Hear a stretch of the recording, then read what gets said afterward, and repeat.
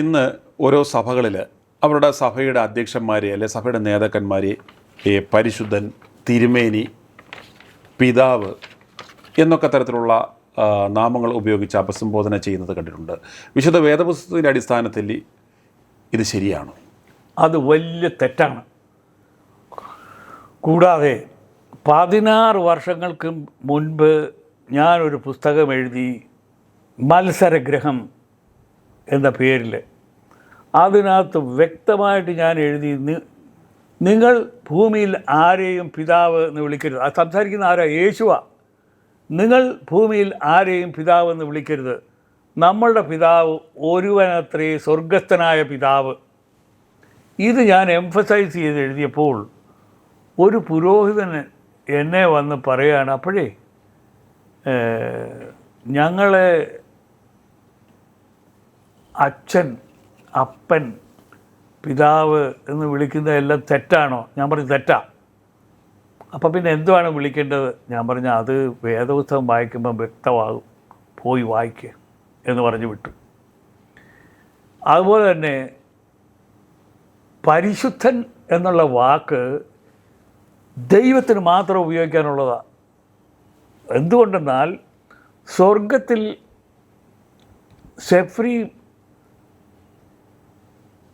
മാലാഖമാർ എപ്പോഴും പറയുന്ന ഒന്നാണ്, കർത്താവ് പരിശുദ്ധൻ, പരിശുദ്ധൻ, പരിശുദ്ധൻ, ഉയരങ്ങളിൽ സ്തുതി, പരിശുദ്ധൻ, പരിശുദ്ധൻ, പരിശുദ്ധൻ, ഉയരങ്ങളിൽ സ്തുതി എന്നുള്ളത് ദൈവത്തിന് മാത്രമുള്ളതാണ്. എങ്ങനെ പരിശുദ്ധ ഭാവ? ഇത് ഞാൻ നേരിട്ട് ചോദിച്ചപ്പോൾ ചിരിച്ച് കാണിച്ചു എന്നെ, ഉത്തരം പറഞ്ഞില്ല. ഇത് പാപകർമ്മം. ഇങ്ങനെ ചെയ്യുന്ന ആൾക്കാരുടെ പേര് കുഞ്ഞാടിൻ്റെ ജീവപുസ്തകത്തിൽ നിന്നും വെട്ടിക്കളയും. അവരുടെ പേരുണ്ടായിരുന്നതാ, അന്ന് ആരും വിളിക്കത്തില്ലായിരുന്നു. എന്തിനാ എന്നെ റെവറൻ്റാക്കി, പാസ്റ്ററാക്കി? ഞാൻ ഉടനെ തന്നെ പറഞ്ഞു, എടാ കൊശവന്മാരെ, ഞാൻ ഒരിക്കലും ഒരു പാസ്റ്റർ എന്നുള്ള വാക്ക് ഉപയോഗിക്കത്തില്ല, അതിന് പ്രസക്തിയില്ല എന്ന് പറയുന്ന ആളാണ് ഞാൻ. അതൊരു കള്ളനാണ്. കാരണം നിങ്ങളുടെയൊക്കെ എപ്പോഴെങ്കിലും ദൈവം പറയുകയാണ്, മിസ്റ്റർ സോൻസോ ഇവിടെ വാ, എൻ്റെ ആൻഡമാൻ നിക്കോബാറിൽ ഇന്ന സ്ഥലത്തുള്ളതായ 15 ആടുകളെ നീ പോയി മേയ്ക്കുക, അവൻ അനുഗ്രഹിക്കപ്പെട്ടവൻ, അവനൊരു പാസ്റ്ററാണ്. ഇങ്ങനൊരു സംഭവം നടന്നോ? ഇല്ലല്ലോ. ഇവരങ്ങ് ഒരു കക്ഷത്തിൽ, ഷേവ് ചെയ്യാത്ത കക്ഷത്തിൽ വേദപുസ്തകം വെച്ചുകൊണ്ട് നടക്കുക, നാറുന്ന വേദപുസ്തകമാക്കി മാറ്റുക, എന്നിട്ട് ഓരോ വീടുകളിലും ചെന്ന് പൈസ വാങ്ങിക്കുകയും ബാക്കിയുള്ള കാര്യങ്ങളൊന്നും ഞാൻ പറയുന്നില്ല, വേണ്ടാത്ത രീതിയിൽ ചെയ്യുക. പാസ്റ്റർ എക്സ്, പാസ്റ്റർ വൈ, എന്നെ റെവറൻ്റാക്ക്. റെവറൻ്റ് ഇപ്പോൾ അതും പോട്ടെ, പാസ്റ്ററല്ല, പ്രോഫറ്റ്, അങ്ങനെ ഓരോരോ തരത്തിലുള്ള ടൈറ്റിലാണ് സ്വയം സ്വീകരിച്ചത്. അപ്പോസ്തോൽ, ഇങ്ങനെയൊക്കെയുള്ള പദങ്ങളാണ് ഇപ്പോൾ ഉപയോഗിക്കുന്നത്. പാസ്റ്റർ എന്നുള്ള കാലം പോയി. ഇപ്പോൾ എന്ന് പറഞ്ഞാൽ പ്രോഫറ്റ്, സോ ആൻഡ് സോ, അപ്പോസ്തോൽ, ഇതൊക്കെയാണ് ഇപ്പം. അപ്പോസ്തോൽ എന്നുള്ളതിന് വ്യക്തമായിട്ട് 1 യോഹന്നാൻ 1-ാം അധ്യായത്തിനകത്ത് പറയുന്നുണ്ട്, അപ്പോസ്തോലൻ എന്ന് പറയുന്നത് ആരാണെന്ന് പറയുകയാണ്. ഞങ്ങൾ അവനെ കണ്ടു, ഞങ്ങൾ അവനെ നോക്കി. ആരെയാ? ഈ ശിഷ്യന്മാരുണ്ട്, അവർ അപ്പോസ്തലന്മാരാന്ന് പറയുക. ഞങ്ങൾ അവൻ്റെ കൂടെ ഭക്ഷണം കഴിച്ചു, ഞങ്ങൾ അവൻ്റെ കൂടെ ജോലി ചെയ്തു, ഞങ്ങൾ അവൻ്റെ കൂടെ നടന്നു, അവൻ പറയുന്നതെല്ലാം കേട്ടു. ഈ കാറ്റഗറി വരുന്ന ആൾക്ക് മാത്രമേ ഉള്ളൂ. കാരണം അവർ 12 അപ്പോസ്തലന്മാരേ ഉള്ളൂ, 13 ഒന്നും ഇല്ല. അപ്പോസ്തലൻ മരിച്ചുപോയി. ആ സ്ഥാനത്ത് ഒരു അപ്പോസ്തലൻ കിളിച്ച് വരത്തില്ല. That is only 12. പിന്നെ എന്താ ഉള്ളതെന്നറിയാമോ? എൻ്റെ സഭയിൽ പറയുന്നു, എല്ലാവരും എൻ്റെ ശിഷ്യന്മാരാക്കിക്കൊള്ളുവീൻ. ഇവർക്ക് അതവർക്ക് വേണ്ട. എന്താണെന്നറിയാമോ? പാപം ചെയ്യാൻ പാടില്ല, വിശുദ്ധ ജീവിതം നയിക്കണം, എല്ലാവരെയും സഹായിക്കണം, അധ്വാനിക്കാതെ തിന്നരുത്. ഈ വർഗം പുരോഹിതനും പാസ്റ്ററും ഒരിക്കലും ഒന്നും ചെയ്യത്തില്ല, തിന്നുക മാത്രമേ ഉള്ളൂ. അതിന് ഉദാഹരണം അവരിൽ മിക്ക പേർക്കും 1.5 മീറ്റർ കൂടിയ ബെൽറ്റുണ്ട്. എങ്കിലേ വയറ് കവർ ചെയ്യാൻ പറ്റും. വയറ് കൂട്ടിപ്പിടത്തുള്ളൂ. ഇത് എല്ലാം പാപകർമ്മം ചെയ്യുന്ന ആൾക്കാരാണ്. അപ്പോസ്തോലൻ കർത്താവിൻ്റെ കൂടെ നടന്ന ആളാണ്. ഞങ്ങൾ നോക്കിയത് കണ്ടവർ എന്ന് പിന്നെ എന്തിനാ കണ്ടു എന്ന് പറയുന്നത്? രണ്ടും രണ്ടാ. മനഃപൂർവ്വമായിട്ട് നിങ്ങൾ നോക്കുന്നതും യാദൃശ്യമായിട്ട് കാണുന്നതും രണ്ടും രണ്ടാ. ഞങ്ങൾ നോക്കി, ഞങ്ങൾ കണ്ടു, ഞങ്ങൾ ഒന്നിച്ചു ഭക്ഷണം കഴിച്ചു, ഞങ്ങൾ ഒന്നിച്ച് വർക്ക് ചെയ്തു, ഞങ്ങൾ ഒന്നിച്ച് ഉറങ്ങി. ഇതാണ് അപ്പോസ്തലൻ്റെ ക്വാളിഫിക്കേഷൻ. അല്ലാത്തവരാരും കയറി അപ്പോസ്തലനാകാൻ ഒക്കത്തില്ല. അവർ മരിച്ചുപോയി.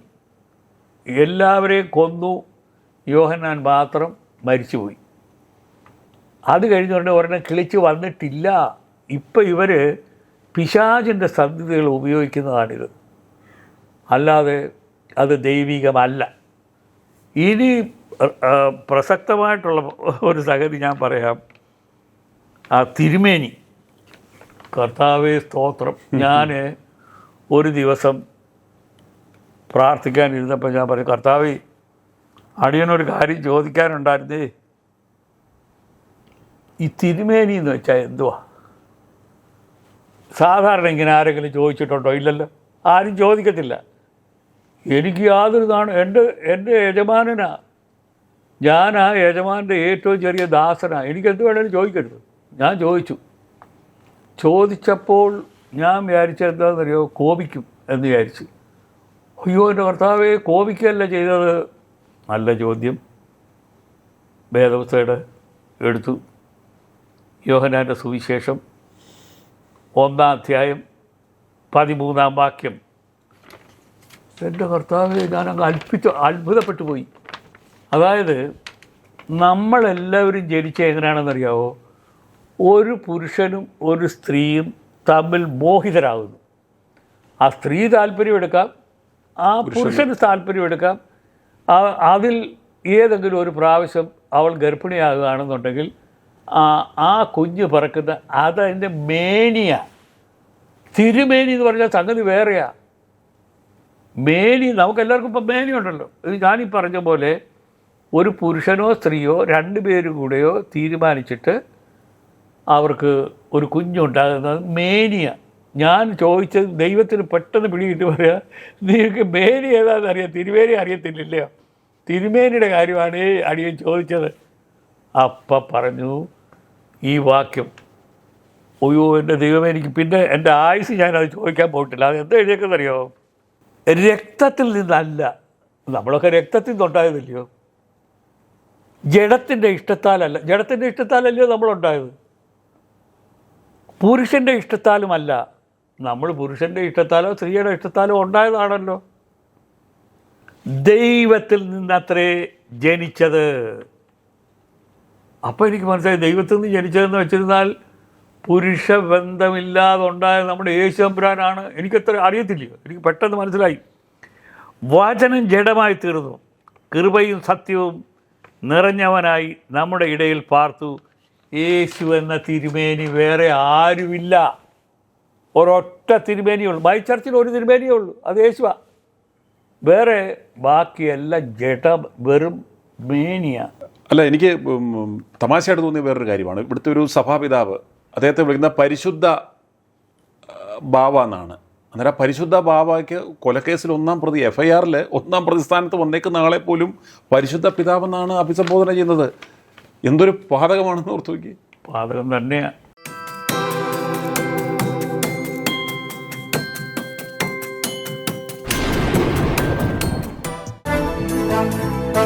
i2i News, an eye for truth.